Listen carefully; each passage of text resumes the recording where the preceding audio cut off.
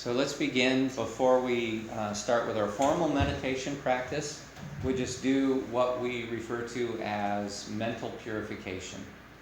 And so what that is just recognizing anything in your consciousness that might be a hindrance to meditating and to being, to cultivating samatha, which is this state of calm abiding that we create in the body and in the mind.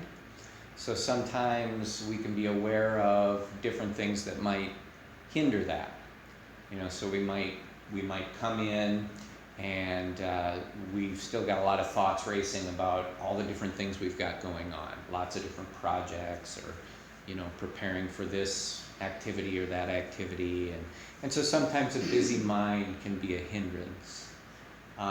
Sometimes we, those of us who have either families or friends, will experience some conflict with them from time to time, and sometimes that can be a bit of a hindrance to meditation, because maybe there's some thoughts about sort of an ongoing disagreement or some conflict there. So that's something to be mindful of, or to be aware of anger, or to be aware of fear, or worry, or agitation. So what this really is noticing that we're carrying these things, and then sort of asking ourselves the question, can I just set those down for a while? It doesn't have to be permanent. It doesn't have to be a big deal. It's just hey, I'm going to sit here and meditate for a while. Let me see if I can put those things down and just focus my attention on the practice and on the meditation and on the talk. And then when I walk out of here, well, I can take those things with me and I can work on them skillfully. Maybe better than I would have before. So that mental purification is something that we can do together. So why don't we do that now and just recognize each one of us, the normal human things that we carry that we might do well to put down temporarily. And we can return to them again with a refreshed mind and body and spirit.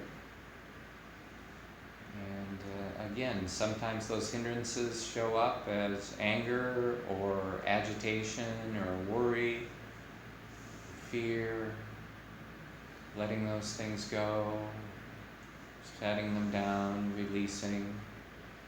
And then maybe thinking about what it is that we hope to accomplish during our time together tonight, which is we hope to cultivate compassion for ourselves and for all living beings. We hope to cultivate loving kindness. And we hope to cultivate appreciative joy.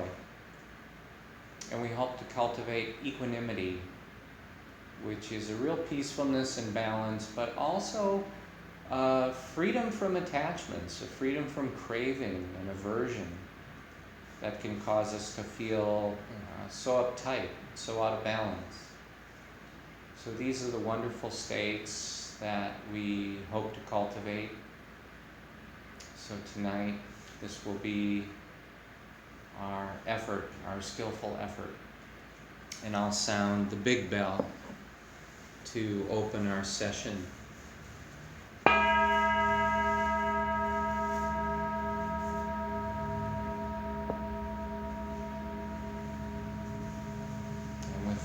Say Pali word Shanti, Shanti, Shanti. That means let there be peace, let there be peace, let there be peace. Namaskar, everybody. Welcome, welcome. So we'll move into our regular meditation practice. So this is your opportunity to change positions or to whatever you need to do to get comfy. So we're looking for, I would say, you're looking for as much comfort as you can cultivate for your body without making yourself just drop off to sleep. So it's kind of a fine line. Yeah, it's a fine line. It's a fine line. So Don is brave. He can lay down and he can do it without dozing off. Most of the time. Most of the time. Most of the time. Yeah, we'll nudge you if you start snoring. Right. Yep. Yeah. A So. spray bottle like It's good practice for us too. Yeah. So just getting comfortable in your body.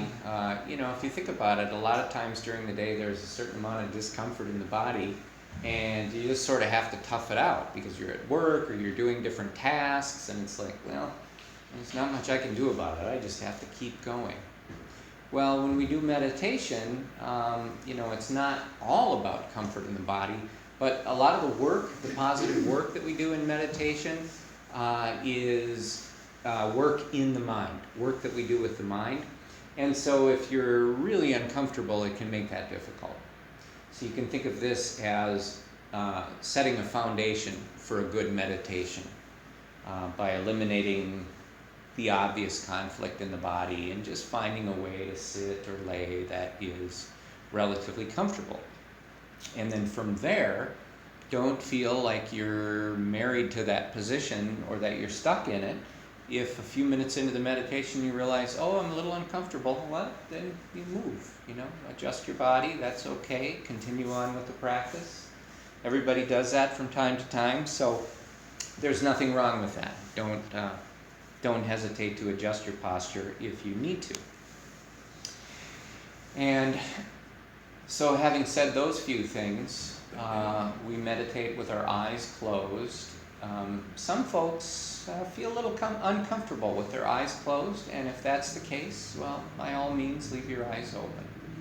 But if you're okay with it, closing your eyes helps because it just eliminates a lot of visual distractions, a lot of things that if you see, you might think about, and then those will make you think about other things. So we close our eyes, and that just cuts off a whole bunch of those visual distractions. And then you can check in with your body, look for some basic symmetry so that you're not supporting a lot of weight with one side of the body versus the other, but that you're in relative balance. If you're sitting, you can let your back be straight, but not rigid or stiff or uncomfortable. And then from here, we'll just talk about the breath for a brief moment. Just let your breath come and go as it pleases. Breathe through your nose if you're able to do that. It's allergy season, so if your nose is stuffy and it's not comfortable for you to breathe through your nose, then breathe however you need to. But if you're able to breathe through your nose, that will be helpful as we move forward in the practice. So with those few things established as guidelines, I'm going to sound the bell, and then I'll begin to guide us through the practice.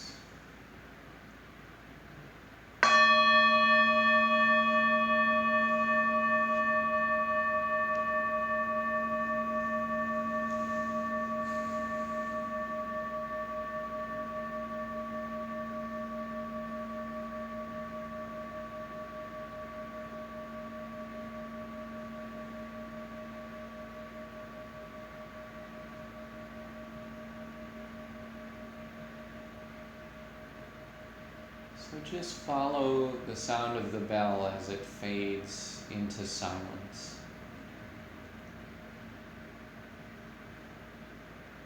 And sometimes when we're listening to a sound and it goes silent, the mind kind of wonders, okay, what's next? So we can look at this silence as an invitation to turn our senses inward. And so the what's next can just be awareness of the experience of sitting or laying in our own bodies right now. So just get in touch with that. What does it feel like to be sitting here or to be laying here? What is the feeling of the body in the posture that you're in? Be aware of your presence in your own body. And just this has a certain centering effect, a soothing effect. So now with the sense of awareness, the sense of mindfulness established in the body, let's bring our awareness upward to the top of the head and to the area of the scalp. And for a few moments, just open up your awareness to the different physical sensations in your scalp. And just stay in the scalp. Focus, be there with a readiness. What are the sensations? And after a moment or two passes, you might notice some sensation. Sometimes they appear as temperature sensations. It may feel warm or cool to you in the room through your scalp. You may be able to notice a difference between bodily heat and atmospheric heat or coolness. Sometimes there's a feeling of air movement. As the air in the room moves around, you might notice that on the scalp. So you're just noticing these physical sensations. And they all have the nature of arising and passing away. None of them last forever. They arise, they sometimes change a little bit, kind of fizzle out into nothing. Sometimes another sensation takes their place. Sometimes we notice sensations of maybe a tickling or a pulsation on the surface of the skin. So we're just noticing that. And all the while, we are objective. We are not judging the sensations that we experience. We're just noticing them. Noticing them as they are in the present moment. No right or wrong, just aware. And as you're observing the sensations, sometimes you'll notice that there is a sensation of tension, a feeling of tightness somewhere in the scalp, muscular tightness. And if you encounter tension, you can simply release it. Just let it go. Allow it to leave the body. And what remains is a feeling of calm abiding. Just anytime you notice tension, allow it to leave the body. Invite it to go. And feel that calm abiding that remains. Now from the scalp, we'll move the awareness downward and we'll repeat these same processes as we move through the body. So now moving downward from the scalp into your forehead, also into your temples. And then you can move the awareness through your eyebrows, down into your eyes. And again, you're just opening up awareness to any naturally occurring sensation, temperature, whether atmospheric or bodily, sensations on the surface of the skin, tickles, itches, air movement, sometimes tension somewhere in the face, somewhere in the forehead, the brow being furrowed or the eyebrows raised. Sometimes the eyes are squinted. Any of that tension, again, just give it permission to leave the body. It's very simple. The tension we carry, much of it is unnecessary. It's added on. Something we don't need, and so we can let it go return to our natural state. And then from the temples, we can start to move the awareness downward into the ears. Really see if you can feel that subtle flow of awareness as it begins to travel from one part to the next, from the temples into the ears. And with awareness in the ears, there is an illumination of any physical sensation. There can be all kinds of sensations in the ears. There can be tension, which you can release, and then move the awareness forward through the cheekbones and into the face. And as I name these parts of the body and you start to move your awareness through, just follow that process of observing objectively, not looking for right or wrong or good or bad, just seeing what's there, noticing tension, giving it permission to go, not trying to drive it out or kick it out. Say, oh, there's tension. I see you. You may go. You are free. And then from the eyes, you can begin to move the awareness downward. Let it pass through the nose, down through the lips and mouth and chin. Feel that movement of awareness and let it illuminate all of the sensations in these parts of the face.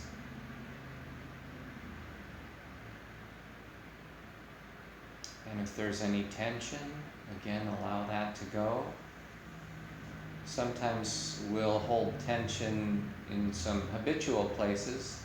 Oftentimes the jaws, the teeth might be clenched, or the lips might be pursed. So we just let that go. Continue to observe our own natural sensations as they arise and pass away. You maintain this objectivity to the experience. And then from the chin, you can let the awareness move downward. Feel it moving from the chin downward into the throat. Feel it spreading through the sides of the neck and the muscles and tissue, and then into the back of the neck. Just observing, letting go, releasing all tension, but still being attentively aware of the sensations, really being interested in them. And then from the neck, moving the awareness downward into the shoulders. Feel it spreading outward. Sometimes as you move the awareness, you'll notice that there's a real pleasant feeling associated with it. It's almost like a warm flow as the awareness travels through the body, leaving in its wake this feeling of calm abiding that comes from this mindfulness of the body. In the shoulders, observe the sensations and let any tension go. If your shoulders are shrugged, just let them drop. Notice the sensations. And then move the awareness downward from the outsides of the shoulders down into the upper arms. And spend a moment just observing the upper arms. The biceps, what do they feel like from top to bottom? What are the sensations? Is there tension there? If so, just let it go. And then move to the inside part of the upper arm, top to bottom, observe. Notice the sensations. Let go of the tension. And then move to the back side of the upper arms, the triceps. And once again, just observe. Just let go. To the outside part of the upper arm. Observe and let go. And sometimes as you move through the body and you're doing it in a very peaceful and non-judgmental way, sometimes there's this spontaneous feeling of joyfulness that arises in the heart. Just a feeling that you are so completely connected to the body with no expectations or requirements of this moment other than to be just what it is. And there's a real joyfulness in that. Now from the upper arms, let the awareness flow downward through the elbow joints and feel it moving. Feel it moving downward through the forearms, traveling down through the wrists, just illuminating everything with this objective awareness, this non-judgmental awareness. You could also call this awareness an unconditional love. Just accepting the experience of your body in this present moment without any negativity. Moving through the wrists into the hands, experiencing the sensations in the different parts of the hand. You can focus on the heels of the hands and then the palms, moving to the tops of the hands, and then the thumbs and the fingers. You're observing sensations. Some of them are pretty obvious. And then you can move your awareness down into your fingernails. And observing here,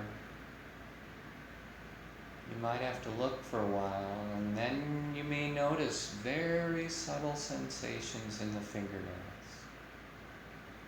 It's just like a very faint vibration or pulsation. But there's a sensation in the fingernails. You just observe. And then from here, from the fingernails, we will move to the top of the chest. We'll move to the collarbones. So maintain a continuity of awareness. Remain focused and move to the collarbones. And from them, guide the awareness downward through the chest. Just feel it moving down through the tissue of the chest and through the muscles, all the way down to the base of the sternum. And once it's there, moving outward through the rib cage, observing, letting go. And then moving up to the underarms. From there, guiding the awareness down through the sides of the body, all the way down to the waist. And then from the waist, you can bring the awareness forward into your belly. Notice the sensations in your belly as it rises and falls naturally with the breath. Sometimes there's a feeling of expansion and contraction. Sometimes there's a sensation of movement as the skin of your belly touches your clothing, your shirt. And there's that feeling of contact and movement. These are also sensations. We have all these things to focus on. And if there's tension in the belly, which is quite common, just let that tension go. Let it leave the body. I sometimes picture a baby's tummy or a toddler's tummy, how they just let their belly hang out. It's just completely free and relaxed. We can try to let our belly hang out the same way. And then from the belly, we're going to move again. We'll move around to the top of the back, starting at the base of the neck, and move down through the shoulder blades, down through the upper third of the back. What are the sensations here? Let me observe. Let me notice. Is there tension? Let me release it. Let me allow it to leave the body. And we move down to the middle third of the back. And once again, what are the sensations in the middle third of the back? Try not to judge, be objective, let go of the tension. But sometimes, for many of us, as we move through the back, there are sensations that we might call difficult or unpleasant. Sometimes there is a little bit of pain or fatigue, and this is part of the experience. And we find that when the sensations are unpleasant, it can be difficult to continue to move the awareness because objectivity is lost. We develop aversion to the discomfort. We don't like it. We want to push it away. We'd rather not look directly at it. What you find, though, is that in the amazing expansiveness of your own awareness, that you have an unlimited capacity to observe all of the sensations of the body just as they are, and to be okay. Pain may arise, discomfort may arise, but it too will pass away. It too will become something else. So see if in the expansiveness of your awareness, of your great awareness, see if you can just allow space for the painful sensations to just be there. And try not pushing against them with negativity or aversion or with disliking. Just let them be there. Give them all the space they need. Let them pass through. No pain is permanent. And as you do this, let any muscle tension go anywhere around these difficult sensations. And then just continue to move the awareness. This time down into the lower part of the back, the lower third. And then we repeat that process. You have an unlimited capacity to meet whatever sensations are present in your body with calm abiding, with an acceptance of what is real. It doesn't mean that you're approving it or liking it. It just means if this is the truth of this moment, well, then I accept it as the truth of this moment. And when it is no longer the truth of this moment, I will no longer accept it as the truth of this moment. Moving from the lower back now into the pelvis. We feel the awareness moving down through the sit bones, feeling the sensations there of contact, sometimes of bearing weight.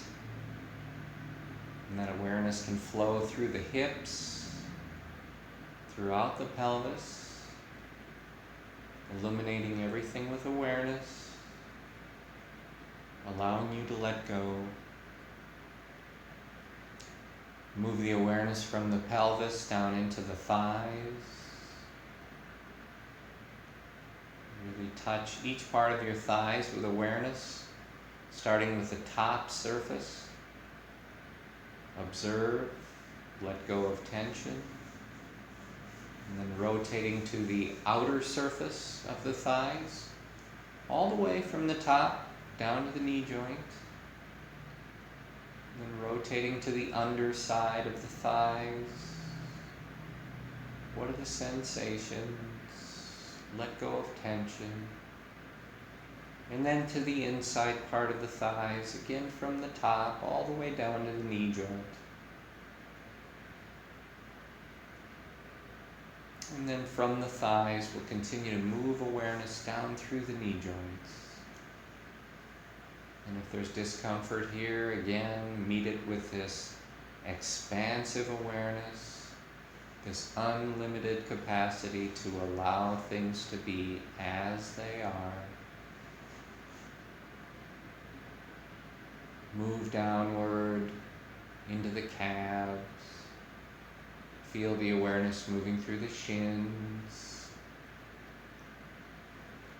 Feel it as it travels down through the ankles.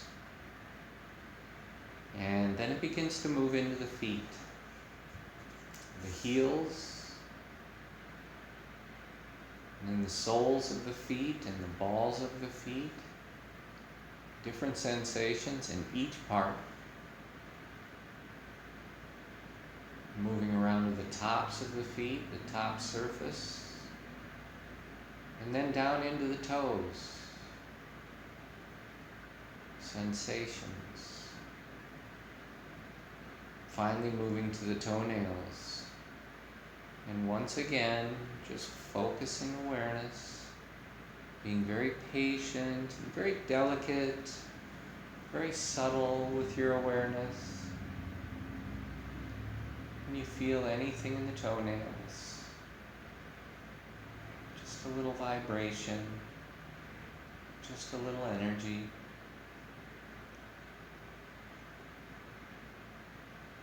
Now from the toes, we will move the awareness back up to the top of the scalp once again.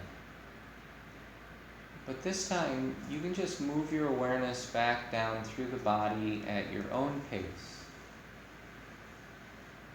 Really the only requirement is that you move through in such a way that you can touch base with the sensations and notice and release the tension in each part as you move through. So it's helpful to follow the same path through the body that we followed together, just so it's a familiar path. Just observe the sensations and let the tension go. You find you can do that quite quickly if you want to. You can move through slowly.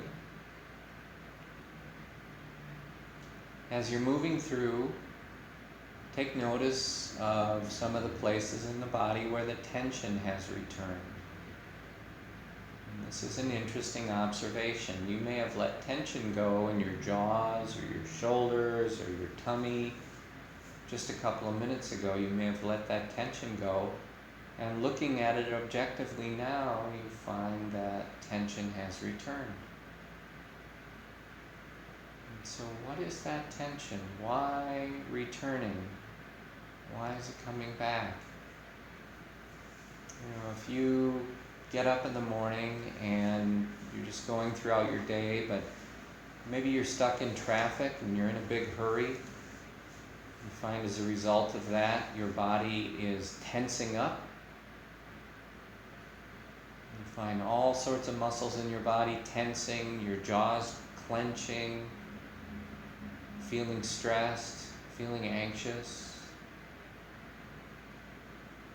And then traffic may subside, or you get off the highway and traffic's no longer a problem, but that tension is still there in the body. It still comes up. It might fade away for a few moments and then it returns. And each time it comes back, it is echoing or repeating the difficult sensations, the emotional difficulties that caused it. So the frustration and anger of traffic reappears. But this time there's no traffic, so it's just frustration and anger. Or the fear and worry about the health of a loved one comes up, but the thoughts about the health of the loved one might subside, and the fear and the worry remains in the tension, in the body, like an echo, like the grooves in a record. Noticing these places where tension reappears with all the love and compassion that you have, just release the tension again, knowing that this is the tension of suffering, and that when you become aware of it, you have the ability to change the habit energy of the mind and the body, and you can begin to set yourself free.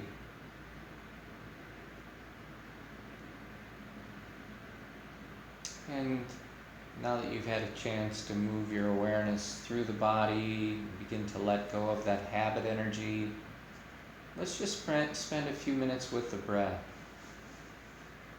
to finish up this practice. Start by bringing your awareness up to the base of your nose. And there's a little patch of skin there beneath your nostrils and above your upper lip. See if you can become aware of that spot. And then you can expand the awareness from that spot just a little further to include the rings of the nostrils.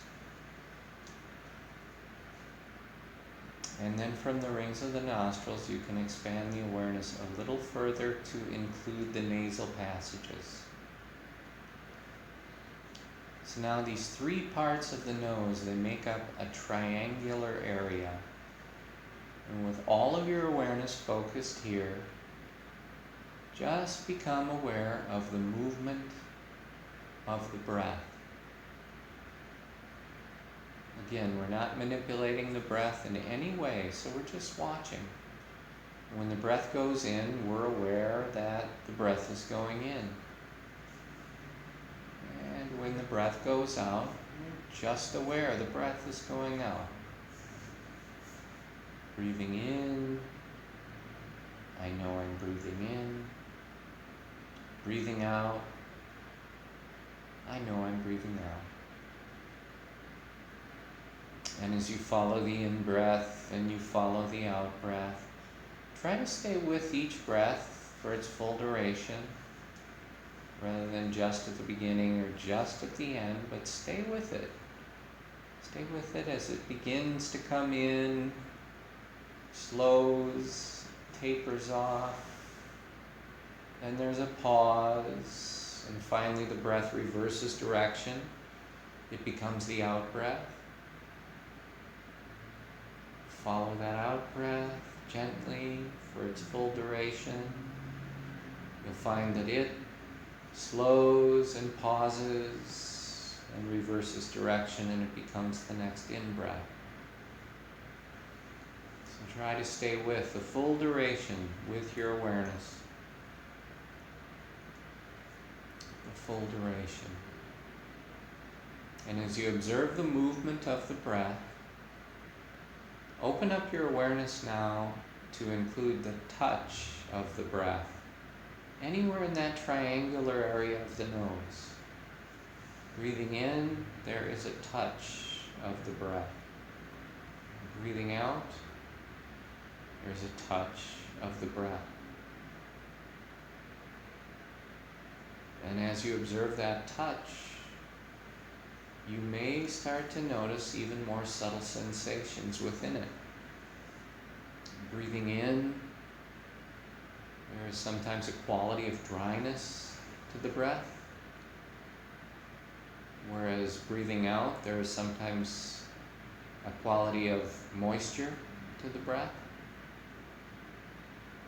Breathing in, sometimes a quality of coolness. And breathing out, sometimes a quality of warmth. So just stay with the breath, the movement, and the touch, and the sensations of the breath. And sometimes each of us will experience moments of distraction where maybe a sound occurs outside or in the room, and the mind moves away from the breath and it goes to the sound. But in the moment you notice that, and this is a very wonderful moment, very special moment, in the moment you notice that, simply guide your awareness back to the triangular area of the nose.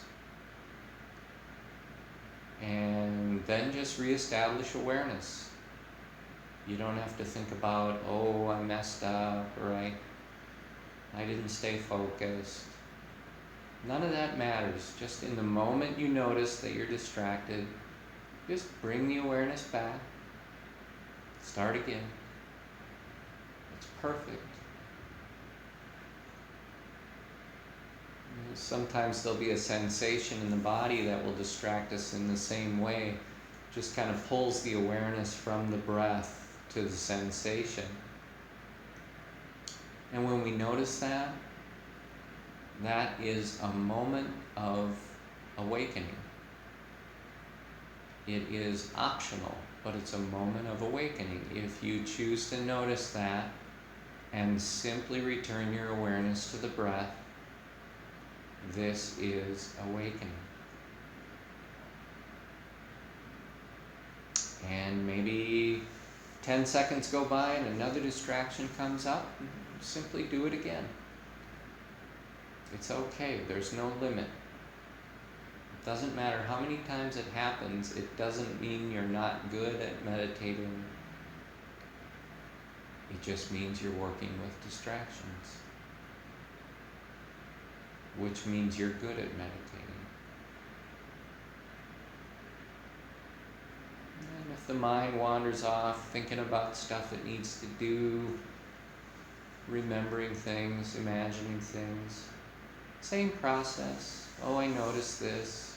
Return to the breath. Return to the breath. Just let go of the thoughts. Begin again. Begin again. Let's just spend a few minutes together in silent meditation. Let's stay with this practice of observing the breath in the triangular area of the nose. Stay with the practice of noticing distractions and just going back, letting them go, returning to the breath. Just do that over and over. Share a few minutes together, and then I'll sound the bell to end the meditation.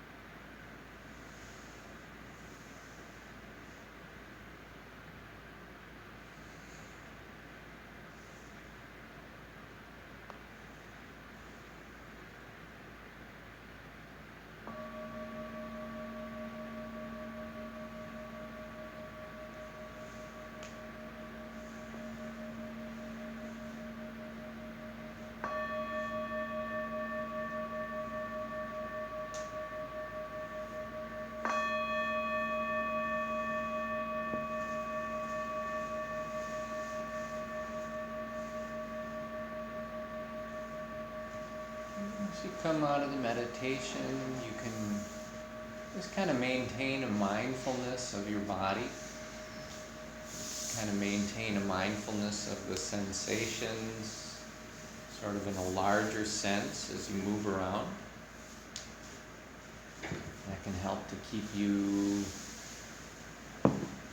aware. Feel free to get up and stretch or walk around. Great time to use the restroom if you need to, or go get a glass of water out of the kitchen. Anything you'd like to do. But it also feels really good, I think, to kind of come back into the body after doing a meditation like that, because it's different. I mean, you really have cultivated this calm abiding. And so to come back in and just sort of flex the muscles and stretch a little bit, it's like, wow, that really feels good. It really feels good.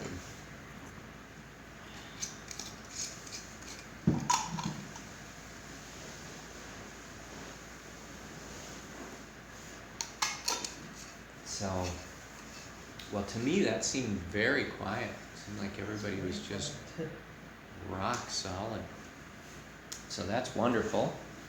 Hopefully it was helpful. I just want to talk a little bit about kind of that practice in general and sort of what it means. Great review for people who've been here for a while. Great to know for people who are newer to the practice. But what we're doing is, it's a very specifically designed practice with different elements in it, as described about 2,500 years ago.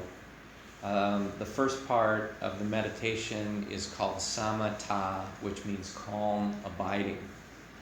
And really what that is a recognition that if we're going to do work in the mind, that we really have to start by doing some work in the body, because so often there is this tension in the body, or this agitation, or this feeling of busyness.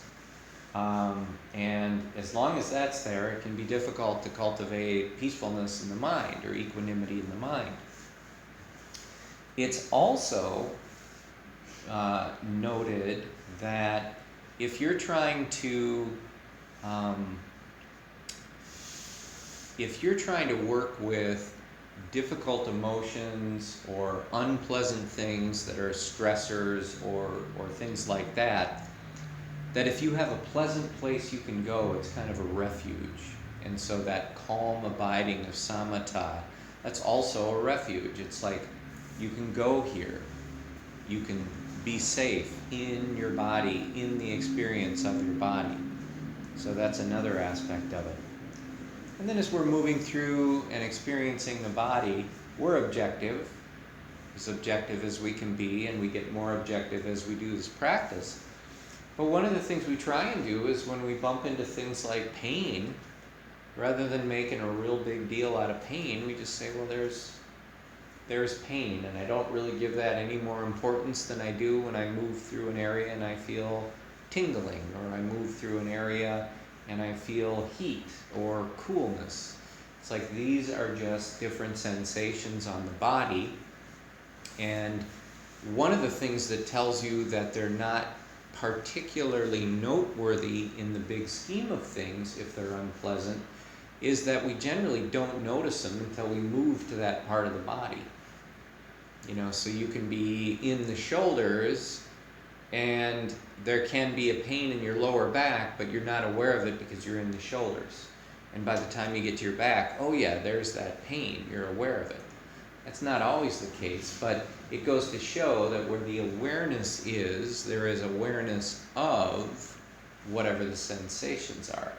And where awareness is not, there's typically not awareness of sensation. And the other thing it teaches us is that at any given moment, there's all sorts of different sensations in the body. Some are pleasant, some are neutral, and some are unpleasant. But we have, when we're not meditating, we have a tendency to kind of ignore the body unless there's something that's extraordinarily pleasurable, like get your favorite piece of dark chocolate or something, you put that in, it's like, oh. And then you're really aware of that. It's like a very intensely pleasant experience. Or something that hurts. Part of your body hurts, you're injured, whatever. You become aware of that, it's like, oh, there's that. And between those two, we tend to focus more on the negative or the unpleasant sensations in the body. And so after a while, that becomes kind of our relationship with it.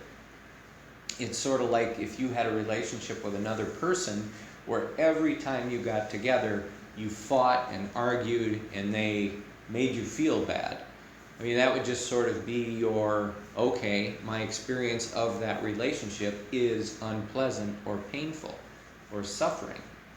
So we sometimes develop that sort of relationship with our own body where it's like, yeah, there's just suffering, there's just pain, because we go to it only when there is pain or discomfort. But when we practice with this samatha, this body scan, we realize that there's just a whole lot of sensations, and some of them are quite pleasant, some are quite neutral, some are unpleasant, but we also have an option as to how we want to address each and every one of these. And so the easiest way in the practice is to just watch them all coming and going and giving them all equal attention. Not one, the good one doesn't get more attention than the bad doesn't get more attention than the neutral. It's just, there's a sensation. Let me observe. It's arising, passing away. Arising, passing away. Focusing finally on the breath, a few things that happen there, but one of the big things that happens is the narrowing of the scope of awareness from these larger parts of the body or from moving from one part to the next fairly regularly. Instead, we're focused on the nose. We've also been sitting for a while, so there can be some stiffness and some discomfort. And so now we're just focused on the breath. That helps to narrow the concentration of the mind. And then when we do that, we start to notice all the times that we're distracted by different things. And it could be anything from sensations in the body to sounds outside, or to just thinking about a snack that you're going to have later on tonight, or trying to remember that, I got to pay that bill tomorrow. Just all these different things flash up, so you're noticing that. What we do is, as a way of training the mind, is just very gently, very compassionately, we just guide the mind back. Let's go back to the nose. Focus on the breath. Incoming breath, outgoing breath, sensations of the breath, touch of the breath, movement of the breath. Just stay with it. And it really is a moment of awakening, a wonderful little Buddha moment. That's what the word Buddha means, is awake. Each time we notice a distraction and we choose to go back to the breath and just abandon the distraction, we have moved that much closer to full awakening, to just noticing what is true in the present moment and abandoning our reactions to it. And that's the other thing we notice too, is that sometimes sounds really bug the heck out of us. Sometimes physical sensations really bug the heck out of us. Other times we're able to just let them go. And we notice, boy, it feels so much better when I just let it go. So much more peaceful. So we have that capacity, we have that ability, we have that discerning wisdom that can make us aware of all those choices, all those things going on, and we can work with it. So it's just wonderful, just wonderful. So that's this practice that we do. And sometimes the whole thing collectively is referred to as vipassana, which is a term some of you may have heard, but essentially that means insight meditation. Vipassana means insight. Seeing something at a deeper level that gives you some insight into the true nature of reality. And an insight into the true nature of reality that liberates you from the suffering that often goes along with just sort of a mundane, understanding, non-aware, not really paying attention type of awareness. It shows us that this insight awareness is transformative, and that we really see all these things in a different way, and that we have the capacity to change them. It's very powerful, and very wonderful. And it's something each and every one of us can do. So it's not like it's a thing that most of us, we just start picking it up in bits and pieces. You know, there'll be a moment where you'll just remember one of these talks, and you'll sort of see, oh yeah, that fits right there. I see that. I see how that happened.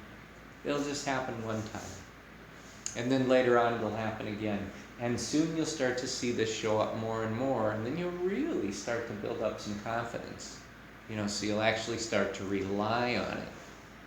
The confidence you'll have in the practice becomes a refuge in itself that you can access anytime. So it's very comforting. Very comforting.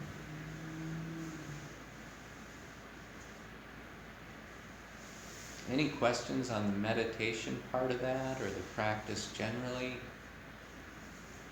For those of you that are newer at it, or really for everybody, just as a reminder, I strongly recommend 20 minutes of meditation a day. You can do essentially the practice that we just did, and you can do that in your home. It's nice to pick a spot where you might do it each time, and maybe put a flower there, or put a candle there, or you just kind of have that be your little sacred space, you know, where you do your meditation. And you take time for yourself. But if you can meditate for 20 minutes a day, and we usually go about 30 when we do it together, but you can follow the meditations that are recorded and on the website, or you can just self-guide yourself through them. A lot of people find it easier to listen to the recorded one, at least in the beginning. But establishing a practice like that, it has a profound impact on how this all works for you. You'll find it's just tremendously powerful if you start to do it every day. You'll notice it's changing your life in a very positive way. Very positive way.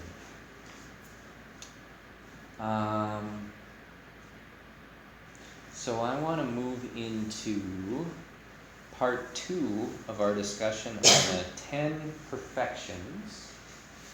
And so last week, this was the handout on the 10 perfections, and this one is for this week. So if Cheryl wants to volunteer. I think Joni was maybe the only one not here last week. And then there's a few extras. If anybody wants another one, that's fine. And then there's this one for this week. Thank you.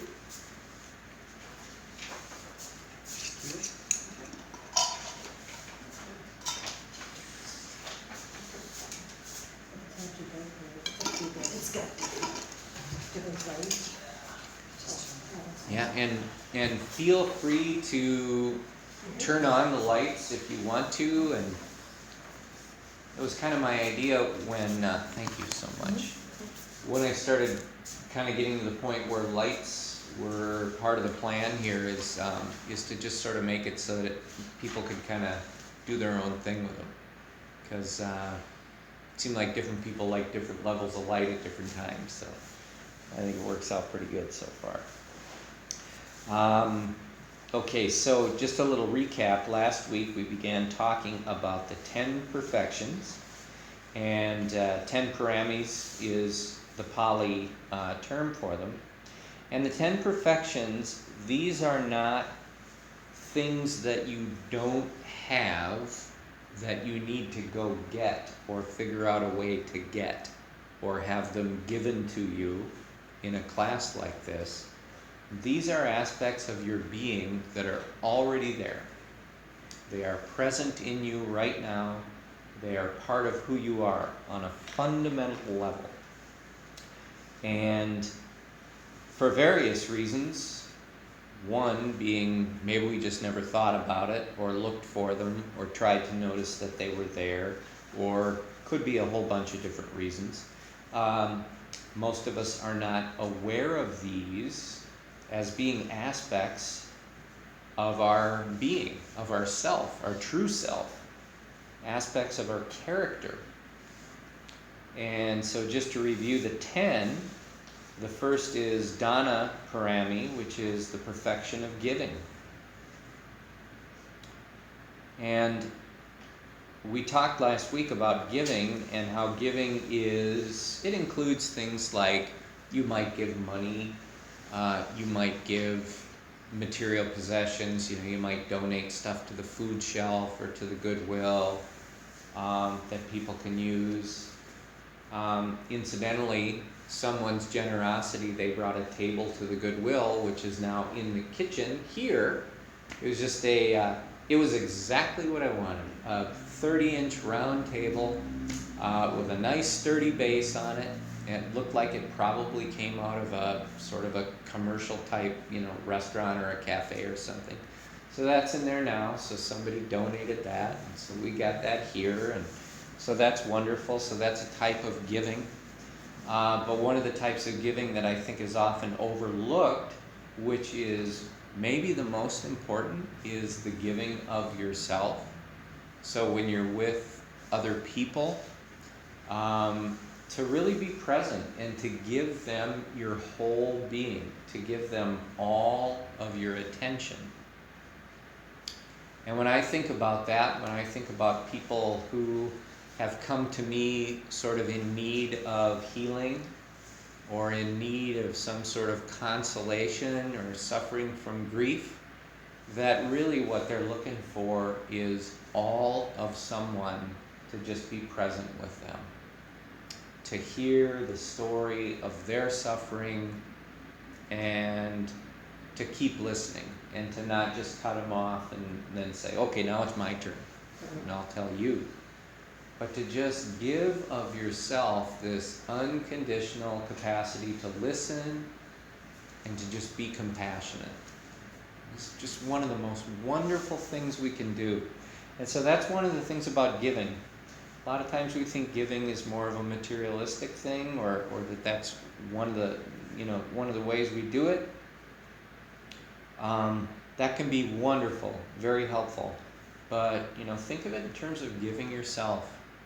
Next time you're with, maybe if you're in a partner relationship with somebody, think about next time you're with them, think about what if you give 100% of your attention to this person. Not grabbing the phone and texting or checking your messages or clicking through the TV. But what if you just really were there? Wonderful gift. Wonderful gift. And then the second, the perfection of virtue. The other thing, well, let me back off because I wrote a note on dhamma-vicaya, the perfection of giving. And just a note of how much can you afford to give to the present moment? Now, this is another kind of giving that is a gift to yourself. The present moment is here. All sorts of wonderful things happening. So often we're in the present moment and we're thinking about what would make it better, or what we need to do when we're done, or what happened yesterday, or what's gonna happen tonight. We're everywhere but in the present moment. And so one of the things you can do is give everything you can to this present moment. So kind of like the being with the other person. But in this present moment, can you afford to give everything? Can you afford to give everything to the present moment? And what you'll find if you do that is that you're not looking for anything to make it better. It's like, here you are. You're in this beautiful space, or you're outside, or you're in your home, wherever you are, whatever you're doing, giving yourself fully to the present moment. brings tremendous joy. Tremendous mudita, which is appreciative joy. One of the 4 Brahma-viharas that we talk about each night. So then that second perfection, sila parami, the perfection of virtue. So this is that part of us that does what is kind and helpful to others and essentially causes no harm. In Buddhist teachings, there's no such thing as sin. It's just not part of the teaching. But you could look at it as, we look at it as skillful or unskillful. And something unskillful is anything you do or say that causes another person to experience pain or suffering or unhappiness. Anything you do or say to cause that is unskillful. And anything you do that brings about peacefulness, harmony, happiness, joy, wellness in another person, then that's virtue. So these are the perfections of virtue. And those are the 2 things we talked about last week. And then tonight I wanted to talk about this perfection of nekama parami, which is the perfection of renunciation. And this is a fun one to talk about for folks who haven't been studying this kind of stuff very much, and for folks who are, like all of us, Westerners. Because when you think about renunciation, a lot of times you think about, well, one of the things I think about is like Lent in our culture. You know, one of the things we do in the Christian traditions that observe and celebrate Lent is they can, maybe choose something that is special or important or enjoyable to them and choose to temporarily sacrifice that pleasure for a period of time as a way of sort of making note of the sacrifice made, for them. In the case of Christianity, by Christ. And so we think of giving something up that we want, that we don't really want to give up. So we think of renunciation as kind of I have to give up something I really don't want to give up, and there's sort of the purity in it that I don't like to give it up, and so there's a purity in that. Or a renunciation in terms of I dislike that, so I renounce it. I don't like what this particular political party stands for, so I renounce that party, or I renounce that position. So it can be also sort of a closing off of the heart to certain things that are happening. But in this practice,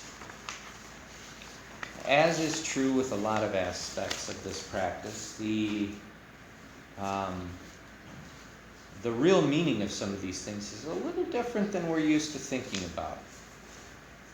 So this nekama parami, the perfection of renunciation, nekama means renunciation. It means intentionally letting go of attachment and the causes of attachment. It means cultivating a mindset that is prepared to shed the hindrances. It means letting go of any mind state that binds us to dukkha, which is that word that means dis-ease or suffering. So this is a little different from our normal ideas about what renunciation is. Essentially, this perfection of renunciation means letting go of the stuff that causes you to suffer. To be willing to let go of the things that cause you to suffer. And so that's just a tremendous freedom. There's great beauty and freedom in that. As I said, it means cultivating a mindset that is prepared to shed the hindrances. Part of my practice is, I sometimes compare it to like the training that first responders get, whether it's paramedics or police or firefighters or any of these people that are first responders. They go through a practice, pretty intensive practice over and over, so that if this certain emergency takes place, that they already have a plan of, well, I will deal with it this way. And they're trained by other experts who say, do this and do that, and don't do this and don't do that. And so this is the skillful way to approach an emergency trauma type situation with first responders. And so I think of my own practice and our practice as being very similar to that we should go through it and have an intention of how it is we're going to deal with these things when they inevitably crop up. Because they will, because we're human, right? So these things that crop up that are going to cause us to suffer, they're going to cause us to get angry, which will cause us to suffer. They're going to cause us to be fearful, which is going to cause us to suffer. So if we have sort of a game plan in place, we'll be able to deal with them more effectively, kind of in an automatic basis. So what I mentioned here is that it means cultivating a mindset that is prepared to shed the hindrances. And so to go back to last week, I talked about the 5 hindrances. And so these 5 hindrances are often just listed as, this is the stuff that's going to get in the way of you meditating and being mindful. These are not sins, these are not character flaws or things that are wrong with you. These are things you're going to stumble over. The first one is sensory desire, greed, or craving. So it's like, I should sit down and meditate, but I really want to have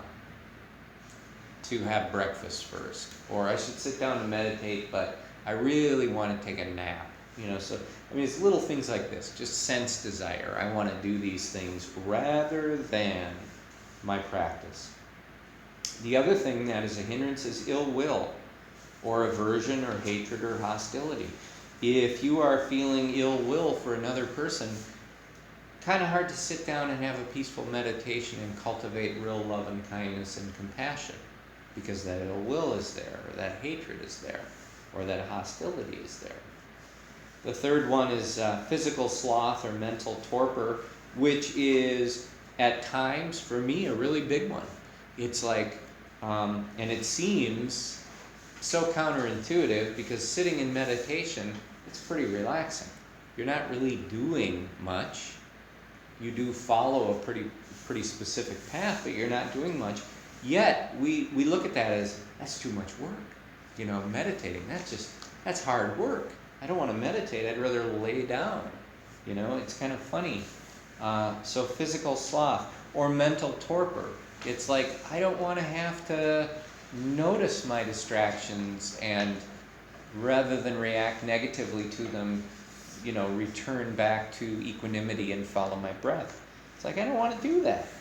I want to just think about stuff and get upset and, get carried away by the story. The fourth is worry or restlessness. If you're worried about other people in your life, or worried about a job, or worried about your health, or, could be anything, again, this can stand in the way of practicing mindfulness and meditation. And then finally, the fifth is doubt. You can just think, I don't know that this is going to work for me. I'm not sure that I'm cut out for this, or I don't know that this is true, or if this is like a gimmick or a scam, So these 5 things can come up as hindrances, and they just get in the way of you and freedom. Here's you, here's the hindrances, here's freedom. Being aware of the hindrances allows you to circumnavigate them, or move around them, or overcome them. But renunciation is important. This nakama, having that mindset that is prepared to shed the hindrances. When they show up, noticing and saying, okay, my plan is to let those go. My plan is to move around the hindrances or any other mind state that binds us to suffering. So this renunciation is really a renunciation of our own, sometimes ignorance, of our own delusion, of our own craving for things other than the practice. But truly, these are the things that stand in the way of us and liberation from being happy. So, just like last week, there's kind of some poetic talk around these things. Nekama, renunciation, is perfected by virtue. You know, if you have virtue, then the things you renounce will be perfected by that virtue. It's not going to be renouncing things that are wrong. And virtue is also purified by the renunciation. Renouncing these things that cause suffering will purify your virtue. Nekama has the characteristics of attentive awareness, non-attachment, and deep understanding, wisdom. And Nekama specifically dispels the hindrances of sensory desire as well as sloth and torpor. It's said that each of the perfections offsets or dispels hindrances.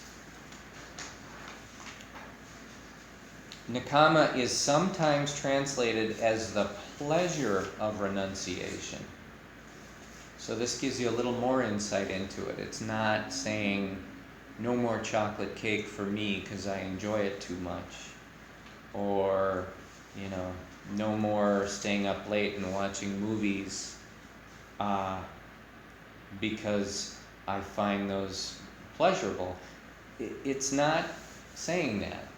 It's saying that there is a great pleasure in renunciation if you're renouncing the things that cause you to suffer. So it's not an austere, bleak type of renunciation, not the Lent type of renunciation, which, by the way, there's nothing wrong with. I respect that. I think it's wonderful. But it's not like that. But it's one that brings peace and happiness.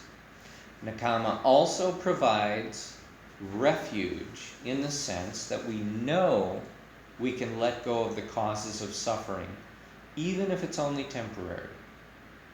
But this, even the temporary letting go, becomes a foundation for deeper peace and happiness. There's confidence that comes from that. It's like, wow, when I did that, I really felt better. When I saw that thing come up and I chose to let go of it, to renounce my anger, I really felt better. I felt more free. So some of this is, as we experience, we really see, yes, it works, and we develop confidence because of that. So we really went through the time fast tonight. We are at 8:29. Can I ask a question? Yes.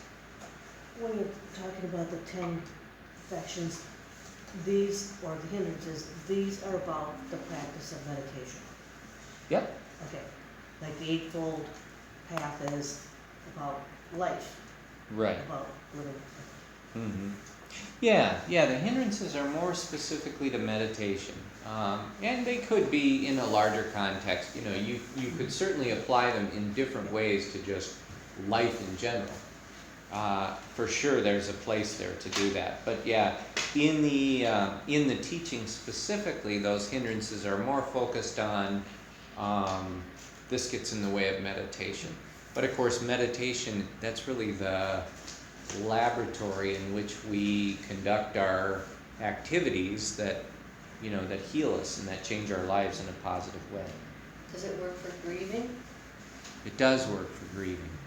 Yeah, so much of our lives is grief in one way or another. You know, whether it's grief for the loss of a loved one or Pet? a pet, or a job, or sometimes the grief of the loss of our youth. You know, there can be real grief around that, man, you know, I'm getting older, I'm not going to be able to do the things that I used to do or I would like to do, or kind of a grief around your own recognition that someday death comes, and it's like, oh, wow, you know, so what's this all about? So yeah, grief, very much, very much. But we'll explore it deeper next week, and we'll continue with this, and then we'll move on to one of the other perfections. But why don't we just take a minute before we go? It's a great opportunity to let go of kind of the words. Sometimes the mind gets full of all these different concepts and teachings and ideas, and it can be kind of exciting. You're kind of running through it all in an analytical way. And so take a moment to just let go of the words, and the ideas, and the thoughts. And we'll just focus very briefly on the idea of compassion for all living beings, including ourselves, by cultivating the sincere wish that all beings can be free from suffering and from the causes of suffering. Just all beings. And may all beings be surrounded by love and kindness. May all beings be joyful and happy. And may all beings be peaceful and free and equanimous. So not lacking anything, not feeling that they need to be different than they are. Just happy with what they have, content with where they are, completely balanced and peaceful. And then may you, sharing this room with me tonight and sharing this time with me, which is so very precious and valuable, and I recognize that, and I am so grateful. May you all know true peace. May you all know true happiness.